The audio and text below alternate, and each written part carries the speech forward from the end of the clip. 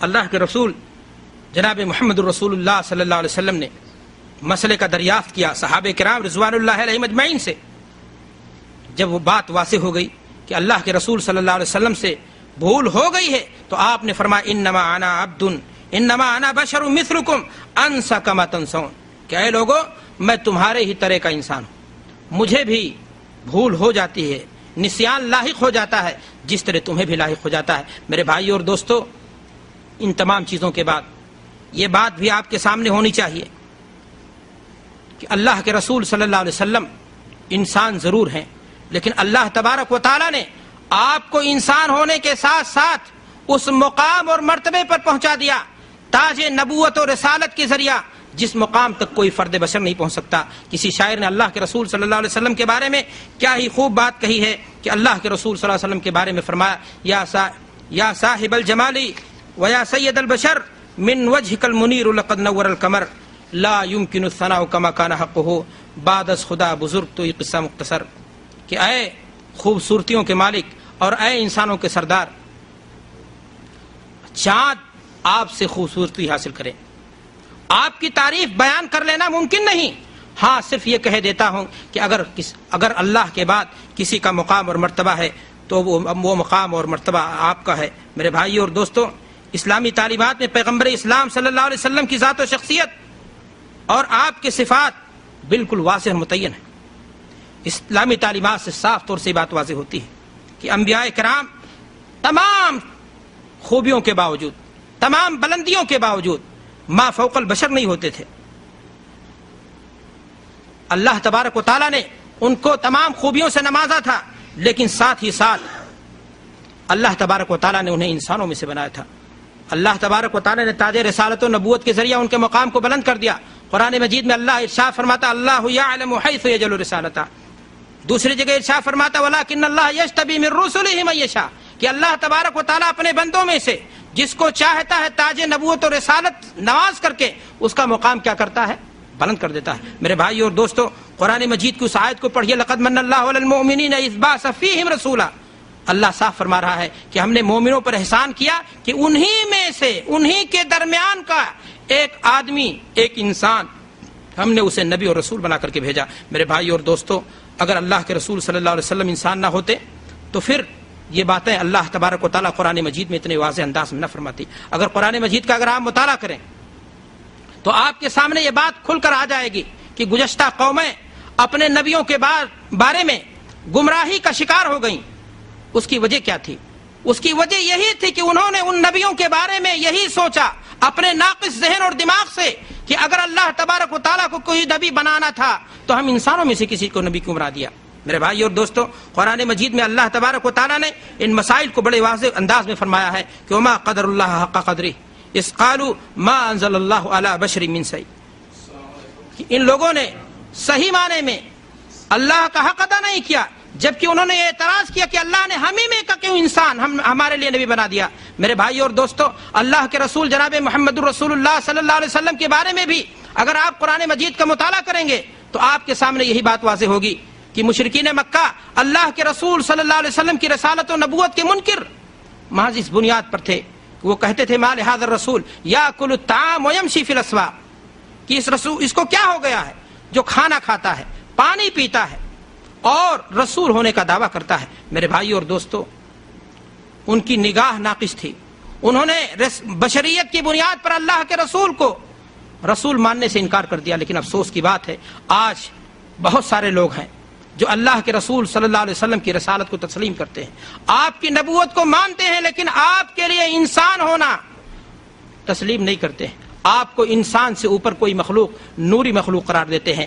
بات وہی ہوئی کہ انہوں نے انسان بشریت کو بنیاد بنا کر کے اللہ کے رسول صلی اللہ علیہ وسلم کی نبوت و رسالت کو تسلیم نہیں کیا تھا، اور آج نبوت و رسالت کو ماننے کے بعد لوگوں نے آپ کے بشر ہونے کا انکار کر دیا. میرے بھائیو اور دوستو، جبکہ قرآن مجید نے ان تمام چیزوں کا انکار کیا ہے، آپ کو ایک مکالمہ سنانا چاہتا ہوں. جبو دستار کے مالک تھے کوئی، ان سے کسی بزرگ کی ملاقات ہو گئی. بیٹھتے ہی انہوں نے یہ سمجھا کہ معاملہ کچھ مختلف ہے. انہوں نے پہلا سوال یہی کیا کہ آپ اللہ کے رسول صلی اللہ علیہ وسلم کے بارے میں کیا نظریہ رکھتے ہیں، آپ انسان تھے یا نور سے پیدا کیے گئے تھے؟ انہوں نے کہا کہ قرآن کے کہتا ہے کہ اللہ کے رسول صلی اللہ علیہ وسلم انسان تھے، آدم کی اولاد تھے۔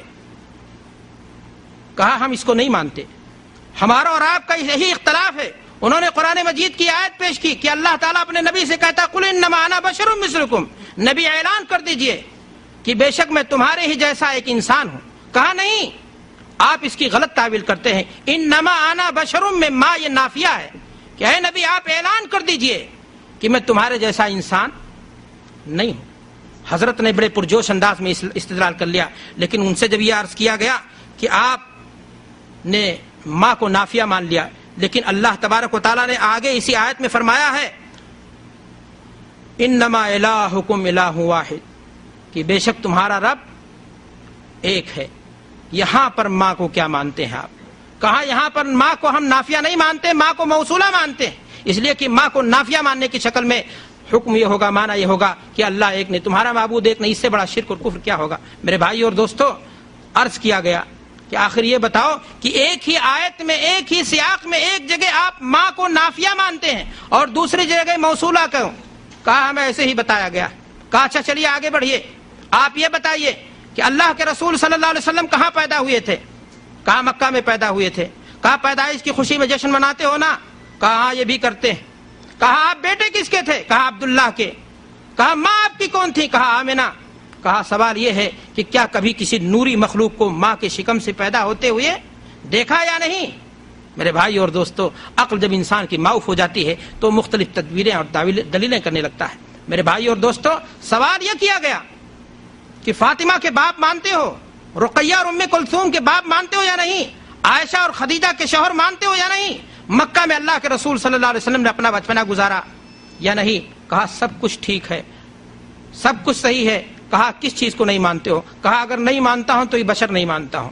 کیوں نہیں مانتے ہو؟ بس میری مرضی، خود بدلتے نہیں، قرآن کو بدل دیتے ہیں، ہوئے کس درجہ فقیہان حرم بے توفیق۔ میرے بھائی اور دوستو، حسنین کریمین کا نانا مانتے ہیں، علی کے سسر مانتے ہیں، اور یہ بھی مانتے ہیں کہ احد کے میدان میں ظالموں نے آپ کے دندان مبارک کو شہید کر دیا تھا، آپ کو بیماریاں لاحق ہوئیں، آپ کو پریشانیاں ہوئیں۔ سب کچھ ماننے کے باوجود اگر انکار ہے تو کس بات سے انکار ہے؟ انکار اس بات سے ہے کہ اللہ کے رسول صلی اللہ علیہ وسلم کیا نہیں تھے؟ انسان نہیں تھے، کہ کوئی نوری مخلوق تھے۔ میرے بھائی اور دوستو، دنیا میں آج تک کوئی ایسا نبی نہیں آیا جو انسان نہ ہو، سارے کے سارے انبیاء انسان ہی تھے۔ اللہ تبارک و تعالیٰ نے جتنے بھی نبی بھیجے وہ سب کے سب انسان تھے۔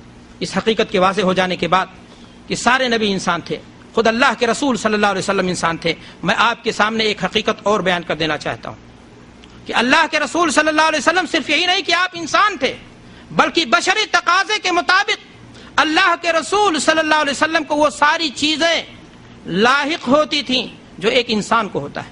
مثلا خوشی کا موقع آتا تو اللہ کے رسول صلی اللہ علیہ وسلم مسکرا دیتے، غمی کا موقع آتا تو آپ کی آنکھیں آپ دیدہ ہو جاتی، آپ رو پڑتے۔ حضرت رسول اکرم صلی اللہ علیہ وسلم، حضرت ابو ہریرہ رضی اللہ تعالیٰ عنہ بیان فرماتے ہیں کہ مدینہ سے مکہ کی طرف واپسی کے موقع پر اللہ کے رسول صلی اللہ علیہ وسلم اپنی ماں کی قبر کے پاس، آمنہ کی قبر کے پاس گئے، سرہانے بیٹھے، خوب روئے۔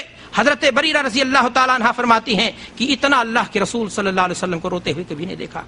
سوال کیا گیا کہ اے اللہ کے رسول صلی اللہ علیہ وسلم، آپ کو اتنا بلک بلک کر کے روتے ہوئے کبھی نہیں دیکھا گیا۔ عرض کیا گیا کہ میں نے اپنی ماں کے لیے مغفرت کی، درخواست کی اللہ تبارک و تعالیٰ سے، لیکن اللہ نے اس بات سے انکار کر دیا۔ یہ ماں کی مامتا تھی، اللہ کی طرف سے مناہی ہو جانے کے باوجود بھی بیٹے کے دل میں ماں کے لیے ایک تڑپ تھی، جس چیز نے اللہ کے رسول صلی اللہ علیہ وسلم کو رونے پر مجبور کر دیا۔ اور ایک انسان کا، بشر کا تقاضا ہوتا ہے جو ماں کی مامتا کو سمجھتا ہے، ورنہ کوئی نوری مخلوق ماں کے پیٹ سے نہ پیدا ہوتا ہے نہ وہ ماں کی مامتا کو سمجھتا ہے۔ میرے بھائی اور دوستو، غزوہ احد کے موقع پر دشمنان دین و اسلام نے حضرت رسول اکرم صلی اللہ علیہ وسلم کی محبوب ترین چچا حضرت حمزہ رضی اللہ تعالی عنہ کو شہید کر دیا۔ ہند نے نظر مانی تھی کہ حمزہ کو شہید کرا کر کے، سینے بیکینہ کو چاک کر کے کلیجے کو نگل جاؤں گی۔ بدر میں ان کے شوہر کو حضرت حمزہ رضی اللہ تعالیٰ عنہ نے قتل کیا تھا، اس کا بدلہ لوں گی۔ چنانچہ ظالموں نے حضرت حمزہ رضی اللہ تعالیٰ عنہ کو شہید کرنے کے بعد ناک کان کاٹ لیے، اس کا ہار بنایا، ہند نے اللہ کے رسول صلی اللہ علیہ وسلم کے چچا کے سینے کو چاک کر کے کلیجے کو کچا نگلنے کی کوشش کی. اللہ اکبر. اللہ کے رسول صلی اللہ علیہ وسلم نے جب قیدیوں کو اکٹھا کیا اور اپنے چچا کی لاش پر اللہ کے رسول صلی اللہ علیہ وسلم کی نگاہ پڑی تو اللہ کے رسول صلی اللہ علیہ وسلم بلک کر رو پڑے. میرے بھائی اور دوستو، وہاں اور بھی شہیدوں کی لاشیں تھیں، لیکن اللہ کے رسول صلی اللہ علیہ وسلم نے جب اپنے چچا کی لاش کو دیکھا تو آپ دیدہ ہو گئے، آپ جذباتی ہو گئے. آپ نے یہاں تک کہا، زاد المعاد کو پڑھیے، ابن قیم رحمۃ اللہ علیہ نے بڑی تفصیل سے لکھا ہے کہ اللہ کے رسول صلی اللہ علیہ وسلم نے فرمایا کہ اللہ کی قسم، اگر ان مکہ کے ظالموں پر اللہ نے ہمیں کسی دن غلبہ دیا تو میں ان کے 30 لوگوں کو مسلح کر دوں گا. یہ کلمات فرط جذبات میں اللہ کے رسول صلی اللہ علیہ وسلم نے کہے تھے اور آپ کو ایسا کرنے سے روک دیا گیا. میرے بھائی اور دوستو، غزوہ بدر کے موقع پر اللہ کے رسول صلی اللہ علیہ وسلم کے چچا حضرت عبداللہ، حضرت عباس رضی اللہ تعالیٰ عنہ قیدی بنا کر کے لائے گئے. لوگوں کی مشقیں کس دی گئیں، لوگ سونے کے لیے روانہ ہو گئے. اللہ کے رسول صلی اللہ علیہ وسلم کے صحابہ اور آپ کے